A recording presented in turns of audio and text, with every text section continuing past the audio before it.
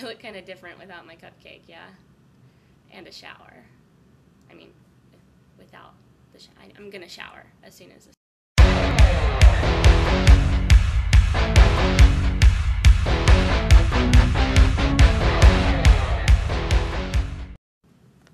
Hey guys, Victoria here. This week I am talking about abuse in YA fiction.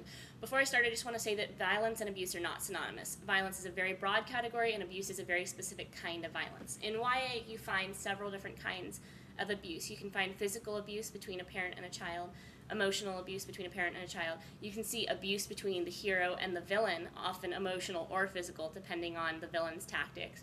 You see physical abuse with a love interest, which is far rarer than emotional abuse and manipulation with the love interest, and that's the one that I'm most interested in talking about today. It comes about at the same time as dark love interests were really popular, or became really popular, the really forbidden love. And as if the forbidden love wasn't tortured enough, wasn't dark enough, love interests in YA have often gotten to the point of abuse and manipulation. I want to say I have no problem with violence in movies and books. I'm first in line to see the latest action flick, to watch things blow up, and one of my favorite tropes is actually the inner demon, which I think is kind of a form of abuse in and of itself. I have no problem, actually, with parent-child abuse in books, as disturbing as I think it is, because I think it's realistic, okay? It's not a desirable situation. Where I draw the line is with the love interest, the reasons being that the love interests in books are not often realistic. They are ideals. They depict a relationship that the reader covets.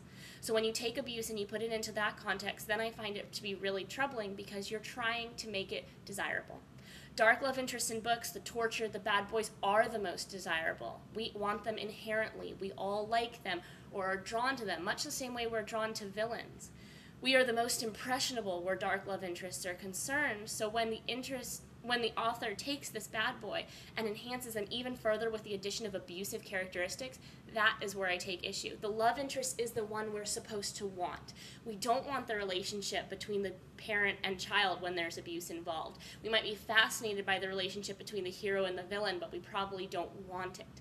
When it comes to love interest, that is the message that we're sending the readers. That is the one that you want. This is the love interest. This is the one that the reader wants to embody while reading the main character's story. So I take a lot of issue where abuse gets introduced in that category. So it's my 2 cents on the topic.